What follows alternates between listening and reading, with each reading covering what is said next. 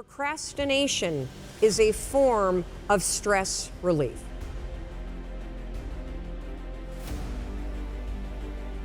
I want you to realize that you are in default mode. According to Dan Gilbert of Harvard, who wrote Stumbling into Happiness, 46.9% of the time, that's half of the day, you're in autopilot mode. You've got two modes in the way in which your brain operates: the default mode and the direct mode.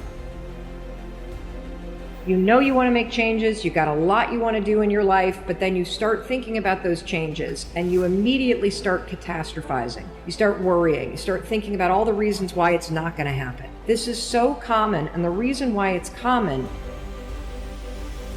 is because somebody in your past either trained you to think this way, or you've had so many bad things happen that you've trained yourself to assume and predict that bad things are always going to happen to you. What is your limiting belief? What is the thing that you think about yourself? Maybe your parents or your mother or your father taught you to think that way about yourself. Maybe you went through a horrible breakup and that person made you feel unworthy. Maybe you've had a bunch of setbacks in your life and that's what gave you that limiting belief. But what is your limiting belief? The default I call autopilot. That's like the day. That's like when your thoughts drift. It's when you're on autopilot. It's when you go through your day without even thinking. The direct mode is the mode where you're present, where you're in the moment, where you're controlling what you think about. There will be bad things that happen. There will. It's a fact of life.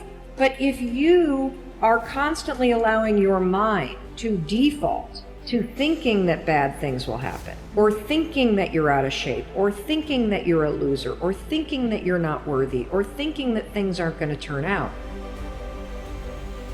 it becomes your default mode of thinking. Your default mode of thinking, scientists call it the default mode network. The default mode network is a series of neurons in your brain that has automated certain things.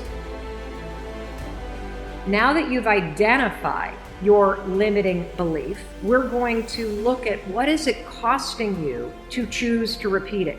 Write down your limiting belief. I see a lot of, I'm not good enough. My mental health is holding me back. I can't run a successful business. I'm lazy and I can't do anything. I'm not healthy enough. Money is the issue. I'm scared to fail.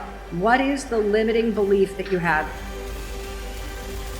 You have a choice. You're either going to repeat what you're doing or you're going to evolve it. There are two modes in your brain. There's autopilot and the things that you default to, and then there is your ability to deliberately choose what you are going to think about. And when you start to realize and embrace the fact that being a deliberate thinker is a skill, and it is one that I want you to master, and it's one that I want you to practice. The reason why we have a default mode network is because we need it. There's so many things that you and I have to do every single day that shouldn't require us to do a lot of thinking. The problem is thinking patterns become part of your default mode network. Your default mode is to say, I'm an imposter, I'm a loser, I'm not likable, nobody likes me, I'm not lovable.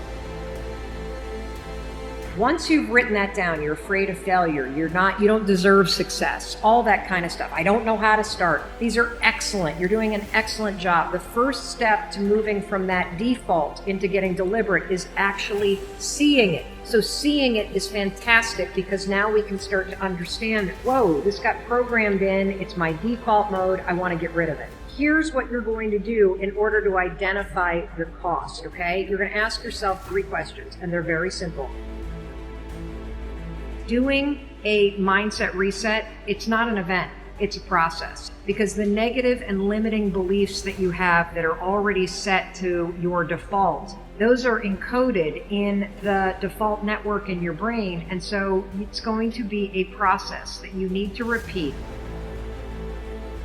It has become part of your default mode network, and it's super important for you to realize that just like I could go from being a right-hander and teach myself how to be a left-hander, it is the exact same process for you to go from somebody who defaults to thinking negative garbage to becoming somebody who thinks directly.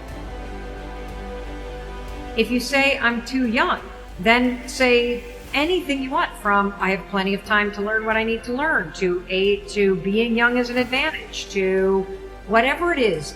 The point that I'm trying to make is, if your default is negative, I don't want you to think that. I want you to catch it when you do, and then I want you to think this, something positive.